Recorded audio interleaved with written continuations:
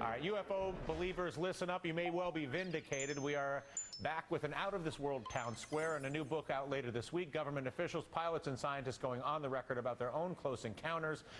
Michio Kaku, professor of physics at CUNY University and host of Sci-Fi Science on the Science Channel, got to read the book early, and he joins us with a review. Quite simply, Professor, do unidentified flying objects without question exist? 95% of all UFO sightings can be immediately identified as the planet Venus, weather balloons, weather anomalies, swamp gas, you name it, we've got it nailed. It's the 5% that give you the willies.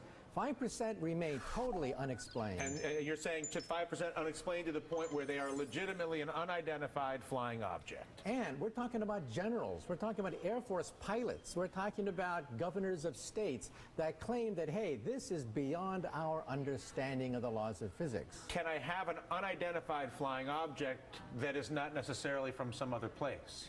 It's possible, but we've looked at all the alternatives. These are multiple sightings by multiple modes. In other words, pilots, eyewitnesses, radar, visual sightings. These are very hard to dismiss, the handful of sightings.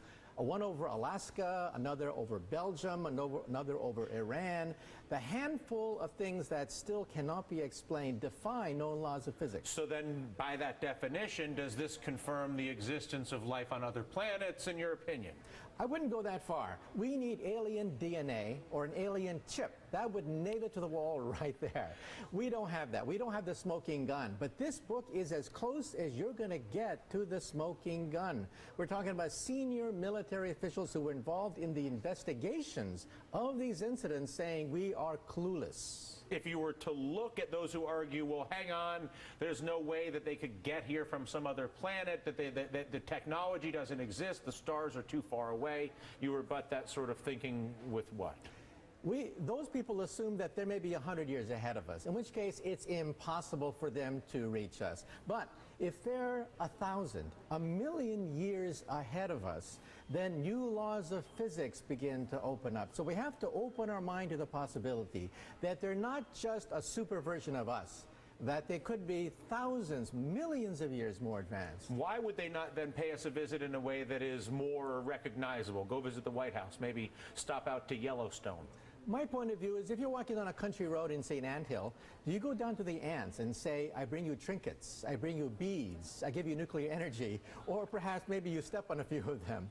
If they're that advanced, maybe they simply are not that interested in us. All right. Listen, Professor, it is an absolute pleasure. If we have any strange sightings, at least now I know who to call.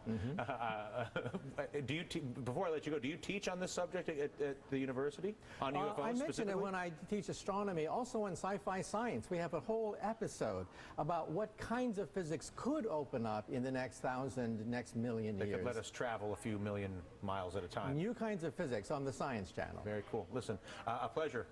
That does it for us. I'm Dylan Radigan. Hardball's up right now.